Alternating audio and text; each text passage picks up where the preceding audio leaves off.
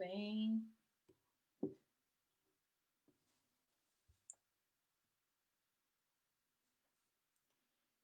boa noite a todos. É uma alegria para mim estar aqui com vocês, família Batuíra. Como eu sempre digo, quando eu estou na casa e também agora vou falar via internet, também sou uma batuirense. Também participo da família de Batuíra há muitos anos, então é uma honra, uma alegria poder estar com vocês falando nessa noite. E o convite neste momento é que nós possamos nos conectar, né, uma energia mais sagrada, para que nós possamos nos conectar aos bons amigos da pátria espiritual, nosso protetor, as forças, né, dos ceareiros de Jesus. Então, eu vou fazer uma pequena prece, uma prece que vai nos introduzir nessa energia que todos nós precisamos, né, para mantermos essa conexão durante essa nossa conversa, que não vai ser lá muito longa, mas eu espero que possa deixar aí algumas sementes, alguns inputs, algumas mensagens que tocam o coração, tá bem? Então, meu convite agora é que nós possamos fechar os nossos olhos serenamente, que nós possamos manter, priorizar uma respiração pelas narinas, colocando os pés no nosso chão, sentindo o solo. Vamos deixando de lado as nossas preocupações, os nossos pensamentos com relação ao mundo e vamos nos entregando para esta prece. Que o nosso primeiro pensamento, agora aqui em concentração, seja de profundo agradecimento, profunda gratidão a Deus, nosso Pai Celestial, por essa oportunidade, é uma oportunidade sagrada de estarmos de alguma maneira juntos, conectados, nesse momento refletindo sobre as lições de Jesus. Nós agradecemos por essa proteção, agradecemos por essas bênçãos todas que nos chegam. Pedimos que sejamos amparados e protegidos, pedimos que a casa do Centro Espírita de Batuíra receba também as nossas energias de gratidão, as bênçãos do universo, e que possamos nos manter nessa sintonia durante todo este diálogo, durante as reflexões, que possamos nos abastecer também, com o nosso coração aberto, que possamos nos instruir um pouco mais, pegando aí as lições que nos vão ajudar na nossa jornada aqui na Terra. Gratidão, Senhor Jesus, gratidão, queridos amigos, gratidão, Pai Celestial, que assim seja, Senhor. Muito bom, boa noite mais uma vez. Quando a Cris me convidou para fazer essa live, eu confesso que fiquei assim contente, bastante contente, inclusive com o tema, né? E nós espíritas, nós sabemos que se existe uma palavra que não devemos mais colocar no nosso dicionário, é a palavra coincidência. Essa é uma das que não cabe mais para nós. E aí aconteceu uma sincronicidade, eu prefiro dizer assim, né? Quis me chamar e trazendo justamente este tema, que eu acho tão pontual, tão interessante para esse momento. Eu estava justamente refletindo sobre esse conteúdo quando ela me passou. Eu fiquei realmente contente. E também me fez voltar no tempo. Eu realmente voltei no tempo porque quando eu era criança, quando nós éramos menores em casa, a nossa mãe costumava nos ensinar as coisas falando, soltando frases de impacto, né? Quando ela queria passar alguma lição moral para a gente. Então, vez ou outra, ela trazia frases de Jesus, a gente nem sabia exatamente de quem era aquela frase. Então, às vezes, quando ela queria dizer que nós não devíamos julgar, ela falava assim: então, atire a primeira pedra quem estiver sem pecados. Essa é famosa, né? Todo mundo conhece. Às vezes ela queria dizer que era preciso saber discernir se uma pessoa era verdadeira, se uma pessoa realmente fazia aquilo que falava, então ela dizia: "Ah, se reconhece a árvore pelos frutos". Hum. Quando ela queria dizer que era preciso fazer justiça, ela dizia: "Minha filha, dai a César o que é de César". Vocês já devem ter ouvido essas frases muitas vezes, não só nas reuniões da casa espírita, não só nas leituras do Evangelho, mas acabou virando dito, né, do nosso senso comum. Nós usamos muito essas frases. E óbvio, quando eu ouvia, eu não ligava a figura de César, né, a uma questão de justiça. Eu nem entendia muito bem por que ela falava isso, mas no contexto ficava claro para mim. Minha mãe está pedindo para eu ser justa. Então, aquilo já era claro. A ideia principal já estava contida ali, que era a justiça. Depois de muitos anos, claro, a gente vai ler o Evangelho e vai entendendo melhor por que, que o povo utiliza dessas frases maravilhosas, essas lições lindas que ele nos deixou há 2000 anos. Eu vou ler diretamente aqui do Evangelho segundo o Espiritismo, no capítulo 11, e nós vamos, eu vou falar o item 5, que é a passagem, que ela está tanto em Mateus como está em Marcos, mas também, embora Kardec não tenha colocado aqui, também em Lucas, no capítulo 20, nós vamos ter essa mesma passagem, ok? Então eu vou ler para nós. Diz assim: os fariseus, tendo se retirado, entenderam-se entre si para enredá-lo com as suas próprias palavras. Mandaram então seus discípulos, em companhia dos herodianos, dizer-lhe: Mestre, sabemos que és veraz e que ensinas o caminho de Deus pela verdade, sem levares em conta a quem quer que seja, porque nos homens não consideras pessoas. Dize-nos, pois, qual é a tua opinião sobre isto? E aí eles perguntam: é-nos permitido pagar ou deixar de pagar a César o tributo?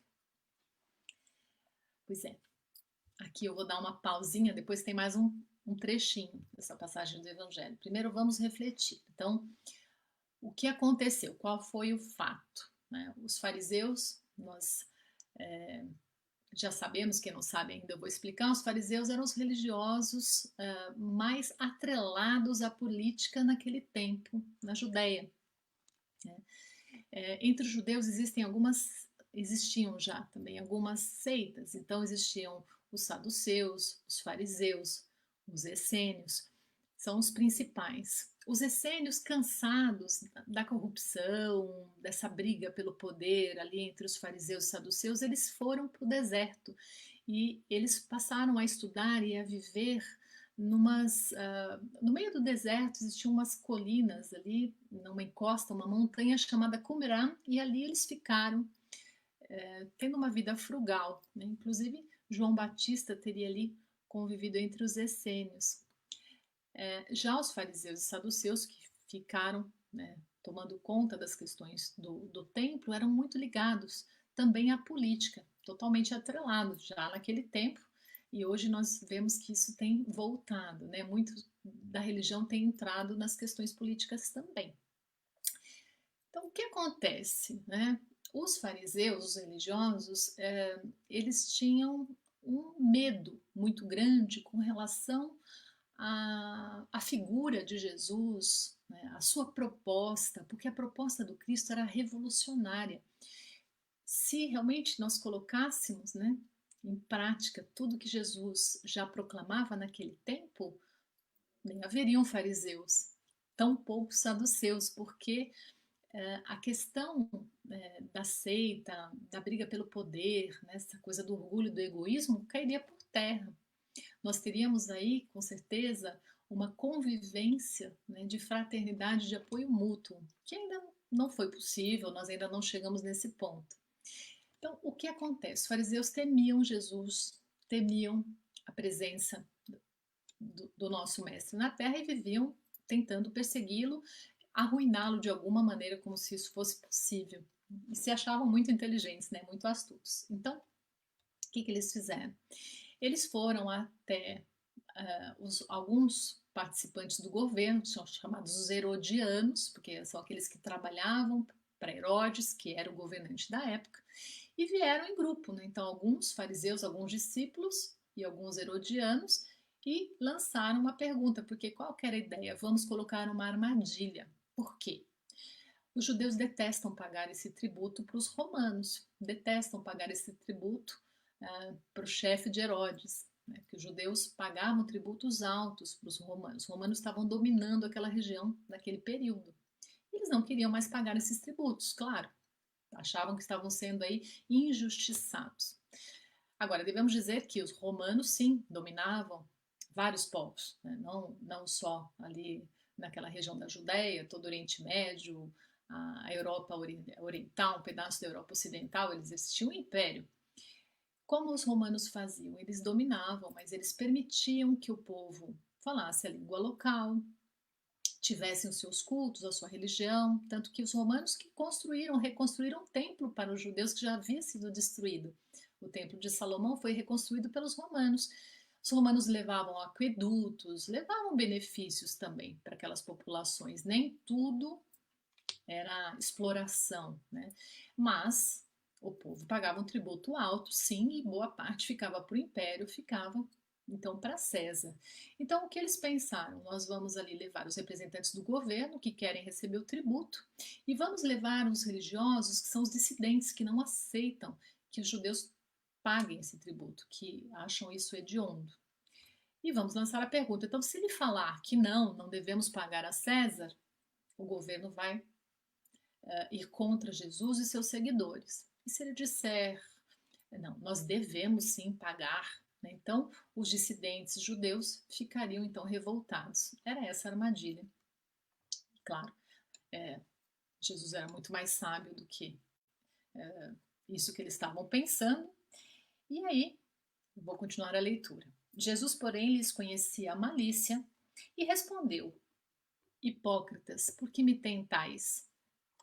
Apresentai-me uma das moedas que se dão em pagamento do tributo. E tendo eles apresentado um denário, perguntou Jesus: De quem são essa imagem e essa inscrição? De César, responderam eles. Então observou-lhes Jesus: Dai, pois, a César o que é de César, e a Deus o que é de Deus. Ouvindo-o falar dessa maneira, admiraram-se eles da sua resposta e, deixando-o, se retiraram. Pois é, aquilo que entrou como uma armadilha saiu como uma grande lição, uma lição de justiça. Então, Allan Kardec faz alguns comentários do Evangelho segundo o Espiritismo que então configuram o item 6 e o item 7, que é o que eu trago hoje para falar com vocês, que onde Kardec diz, olha, na verdade, o que Jesus trouxe? Uma questão de justiça, é preciso fazer justiça, né? E nas questões do governo, nas questões materiais, nós precisamos mesmo pagar os tributos. É certo pagar os impostos, porque é necessário ainda, de acordo com a nossa organização social, que exista um governo, que esse governo receba os tributos e que divida em benefícios. O que o governo faz e como o governo faz já é um outro problema, mas nós precisamos sim também pagar aqui. Então, o que é daqui, nós vamos acertar, vamos fazer a nossa parte tem de ser feita. E o que é de Deus são as coisas espirituais, o cuidado moral, o cuidado do nosso interior, nós também precisamos cuidar, é claro, e a Deus nós vamos entregar então o que é dele, que é o amor em movimento, a caridade e tudo isso que nós já sabemos, né? Embora nem sempre consigamos aí praticar, né?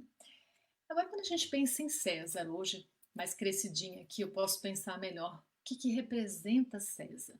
César, vamos falar em símbolo, vamos falar em arquétipo. O que quer dizer um símbolo, um arquétipo? É assim, olha, quando eu penso numa rosa. Penso numa rosa. O que me vem na cabeça? Perfume, espinho, cor, beleza, né? Desabrochar, desenvolver, crescer. Tudo isso está dentro de uma rosa. né? É romantismo, né? É feminino. Tudo isso está contido no símbolo da rosa. Vocês percebem isso? Pois é. Quando eu falo em César, o que vem para vocês? Vamos pensar juntos. Quando eu penso em César, vem poder, orgulho, muita vaidade, opulência. Quando eu penso em César, vem egoísmo, vem conquista, exploração. Vem também arquitetura, eu penso na arquitetura romana, eu penso em alguns benefícios, mas também penso na gula, no desejo, na imposição de uma vontade. Né? Quando nós pensamos em César, não vem tudo isso? Bem? Ok. E quando nós pensamos em Deus, o que o símbolo Deus nos traz? Vamos pensar. Amor, justiça, sabedoria, compaixão, caridade, paz, equilíbrio, respeito, evolução, harmonia, tudo isso e muito mais claro digo, mais claro, tudo isso existe muito mais dentro do arquétipo Deus, dentro do símbolo Deus, com D maiúsculo, certo? Então, o que nós podemos pensar hoje? E aí a pergunta que eu faço para vocês que estão aí com a gente, né, nos escutando. Será que dentro de nós, hoje, com o nosso ego do jeitinho que é, sem tirar nem pôr, espíritos imperfeitos, que habitamos esse planeta chamado Terra, nós somos ainda sombra e luz. Nós temos imperfeições, não temos? Claro que temos. Então, negar isso é o tiro no pé, porque quando nós não reconhecemos os nossos aspectos difíceis, quando nós não reconhecemos o nosso orgulho, não reconhecemos o nosso egoísmo, não reconhecemos a nossa gula, enfim, né, todas essas dificuldades egóicas, essas defesas que a gente carrega, se nós não reconhecemos, nós estamos fadados a continuar fazendo as mesmas coisas o tempo todo. Estamos fadados a conviver com dor e sofrimento causados por conta dessas máscaras. E agora eu estou falando de máscaras de ego, que nós utilizamos com muita frequência porque não queremos reconhecer as nossas sombras. Então, uma má notícia que eu tenho nessa noite é sim, nós carregamos um César também dentro de nós. Nós temos muito, ou pelo menos uma parte desse arquétipo dentro de nós. Em alguns momentos, nós gostaríamos de ter mais poder. Mas se não é um poder sobre outro ser humano, seria um melhor poder no campo das finanças, eu gostaria de ter mais riqueza, sim. Eu tenho uma vaidade, eu tenho um orgulho. Então, essas questões do nosso ego, né, que existem e que estão aqui, saibamos ou não. Saibamos ou não. E nós carregamos aspectos divinos? Claro, somos filhos de Deus. Somos criaturas de um Criador perfeito. Então temos potencialmente, somos deuses, foi Jesus quem disse, não só no Antigo Testamento também tem isso, em Isaías. Porém, não, ainda temos que transcender esse ego, ainda temos que ultrapassar as nossas dificuldades, ainda temos que aprender que é bom ser bom, que a compaixão é maravilhosa, que sermos caridosos traz muitos benefícios internos, a questão de harmonia interior mesmo. E quanto mais nós contatamos esse nosso aspecto sagrado, mais ele fala alto e menor vai ficando o outro lado. Nós vamos trabalhando melhor. Então, quando trazemos a luz, quando colocamos luz em cima das nossas dificuldades internas, das nossas imperfeições, então nós podemos fazer uma gestão dessas imperfeições. E aí Deus aumenta e César diminui nesse sentido, né? Então, quando eu falo, agora, uma questão bem atual, é disso que eu queria também comentar hoje, é nisso que eu falei que havia uma sincronicidade no convite para essa conversa com vocês. que eu estou querendo dizer é o seguinte: nós estamos vivendo um momento, mais uma vez, um momento de muitas revoltas, de muita raiva, de muita inconformação, inclusive com respeito ao pagamento dos tributos, não é verdade? Muitas pessoas estão descontentes com vários governantes, não só aqui no Brasil, né, com vários governos no mundo. Muitas pessoas colocam isso de uma maneira que causa uma separação entre nós humanos. Então, nós polarizamos demais. E não cabe a nós, claro, aqui discutir política, nós não vamos fazer isso de forma alguma, nós vamos discutir a raiva. Porque a mesma raiva que estava aqui nesses judeus que abominavam pagar os tributos naquela época, a mesma raiva está hoje ainda nos nossos corações. Porque nos sentimos injustiçados. E a reflexão que eu proponho aqui é que, apesar de todas as mensagens do Cristo, de todas as mensagens de outros sábios, né, mas principalmente a de Jesus que nos fala tão alto aqui no nosso coração, o maior modelo, né, que existe, essa mensagem realmente já foi colocada em prática em sua totalidade? Tenho certeza que não, e sei que você que me assiste também sabe que não, né? Estamos aqui tentamos pelo menos ser bons espíritas, né? Vamos nos movimentando, claro, mas ainda temos muitas dificuldades. Nós temos o arquétipo de César ainda, e é esse arquétipo que está em nós, esta parte das nossas imperfeições, que elege os governos. Então, as pessoas podem dizer, mas aquele tal governante não me representa. Ou, esse governante, aqui, esse outro, não me representa. Então, sempre tem uma parte da população que vai dizer isso, porque não é 100% das pessoas que elegem. E muitas vezes, depois de eleitos, boa parte vai dizer assim, pensei que era uma coisa, mas é outra. Não me representa. Então, aí eu vou apelar um pouquinho para a psicanálise também, para a gente entender melhor como é que isso funciona. Por que, por exemplo, um ditador vai ao poder? Um ditador como Hitler, né? Que a princípio recebeu um grande apoio popular. Porque no seu discurso, no discurso daquele homem, existiam várias frentes, várias propostas diferentes. Então ele propunha ajudar os assalariados, ajudar aqueles que passavam por dificuldades, para que eles tivessem condições de voltar a consumir, de ter uma vida digna.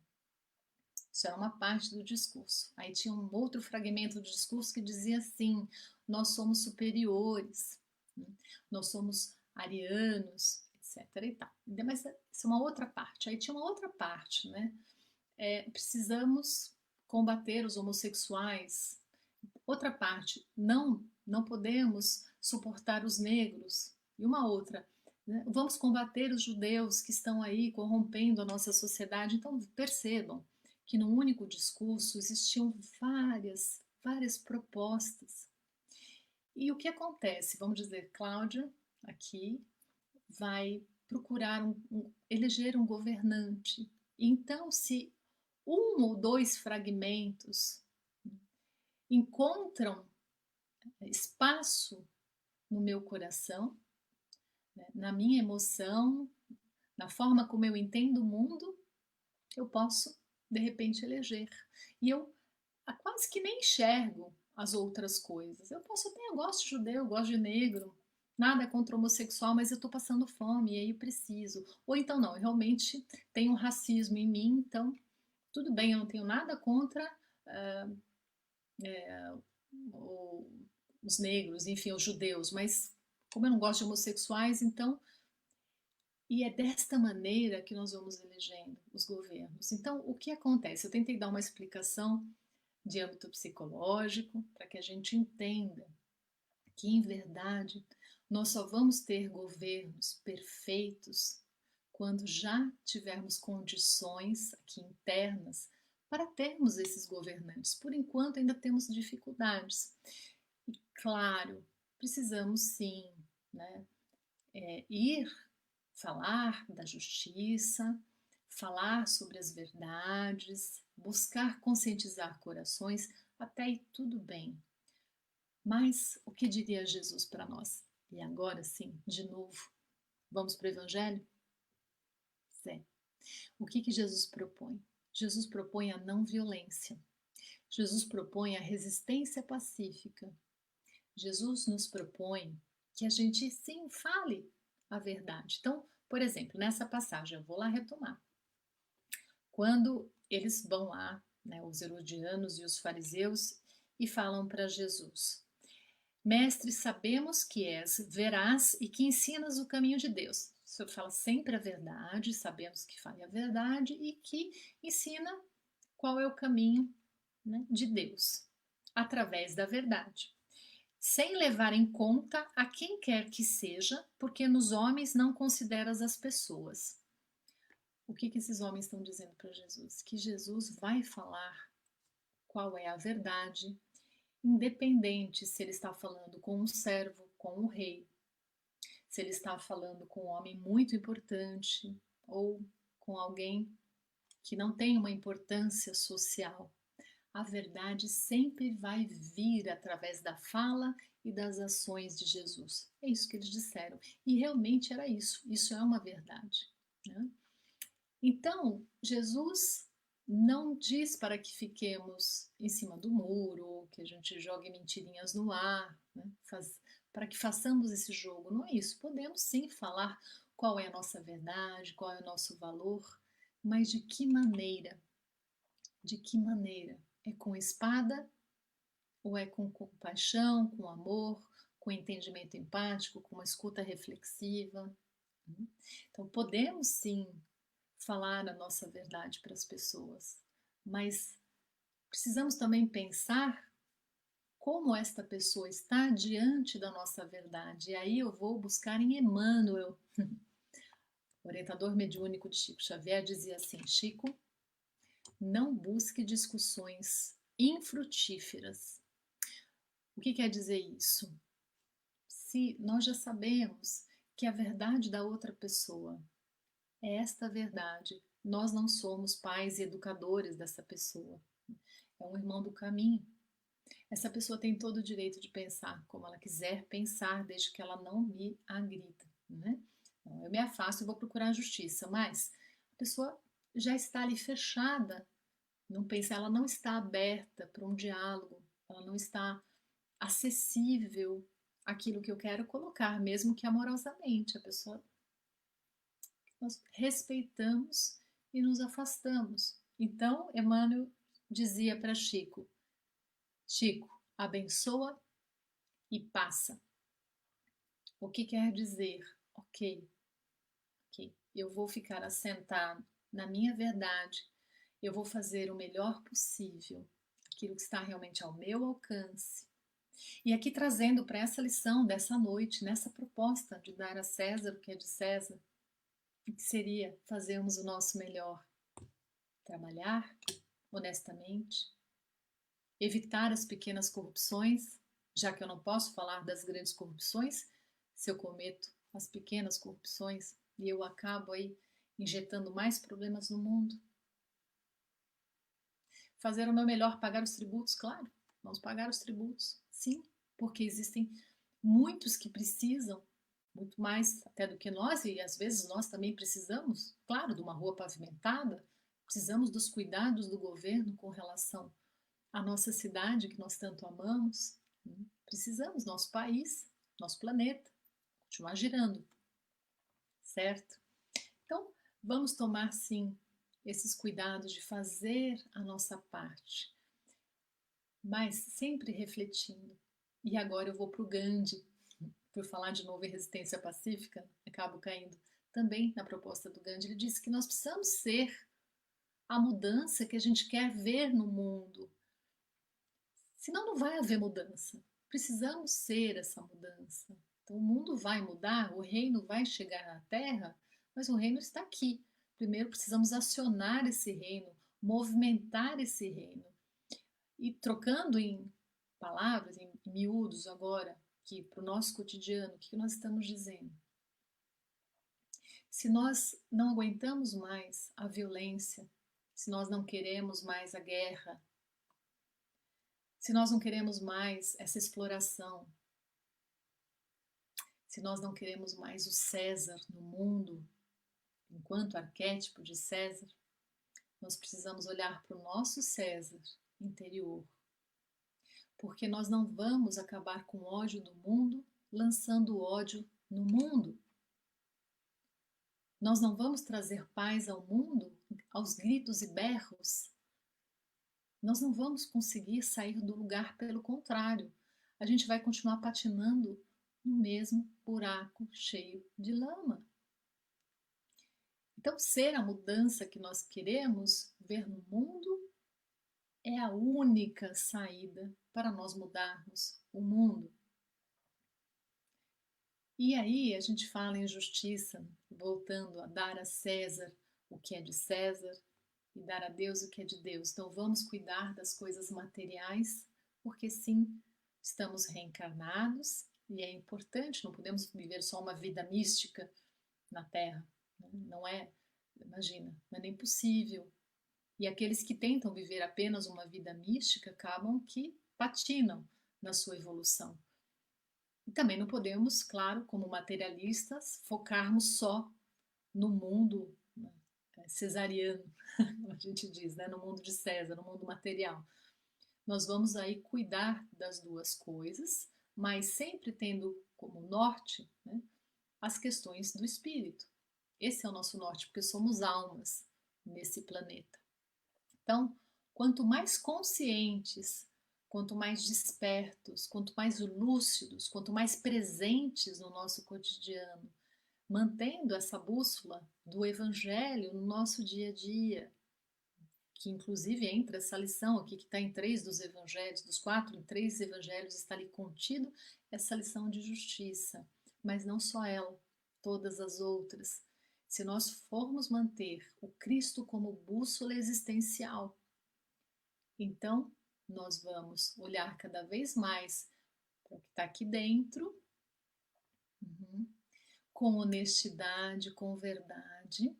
Muito cuidado, ainda não estamos no ponto de nos acharmos tão melhores assim do que o povo, aquelas outras famílias, aqueles governos. Ainda não dá. E aí eu lembro da minha mãe que dizia: Cláudia, atire a primeira pedra, né? Ainda não dá para ficar tirando muita pedra, não. O que dá para a gente fazer?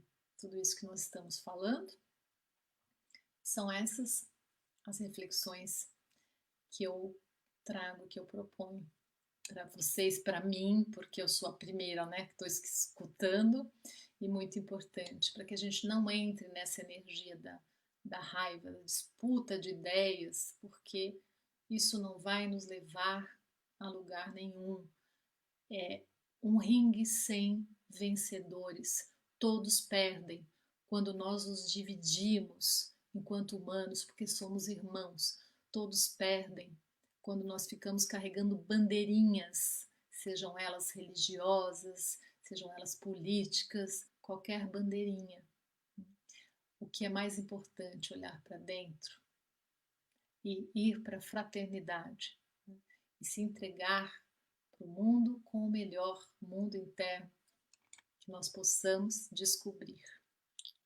Esse é o convite da noite. Então eu vou fazer agora, meu tempo está aqui findando.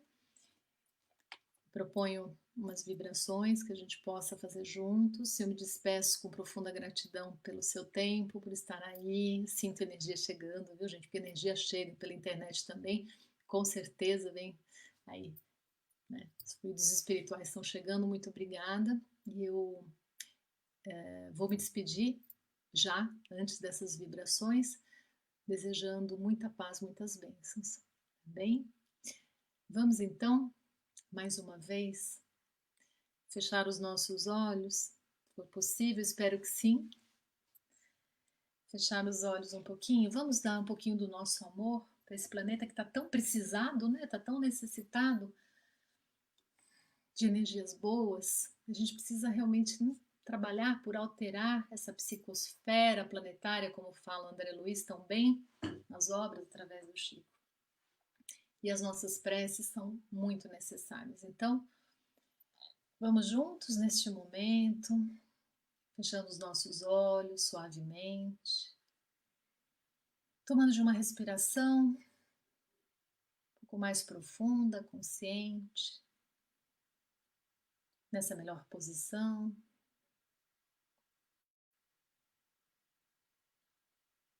E vamos nos abrindo na percepção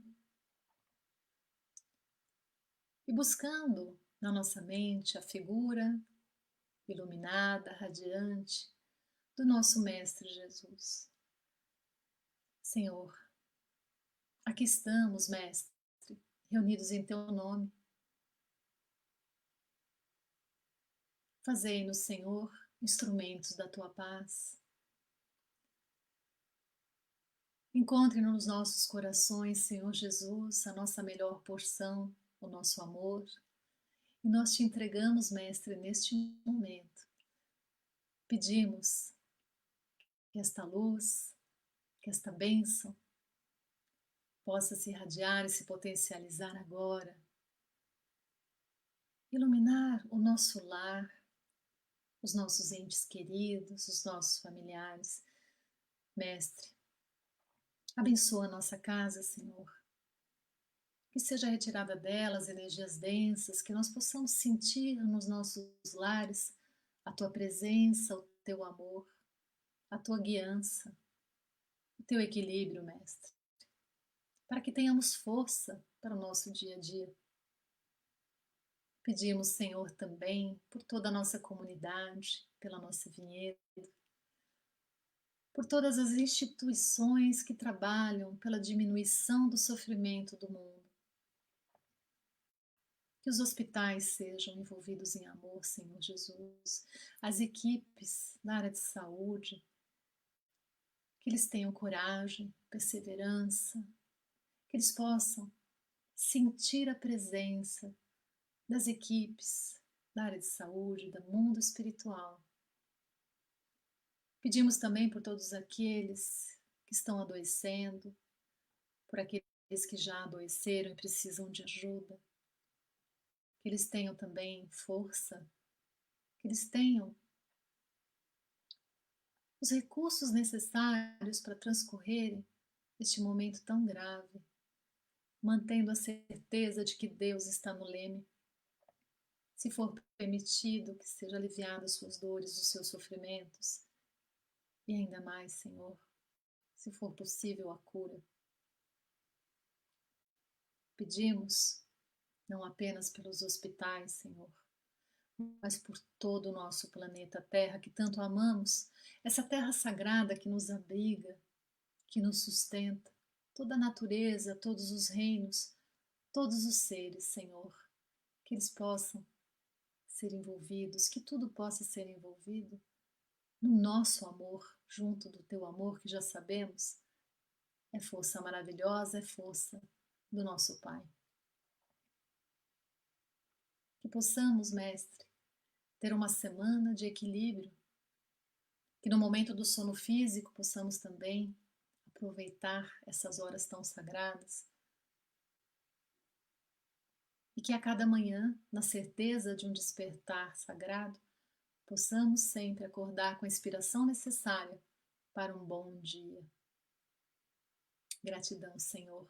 Gratidão, Pai Celestial. Gratidão, amigos espirituais. Que assim seja. Graças a Deus. Muito obrigada mais uma vez e uma ótima noite para todos.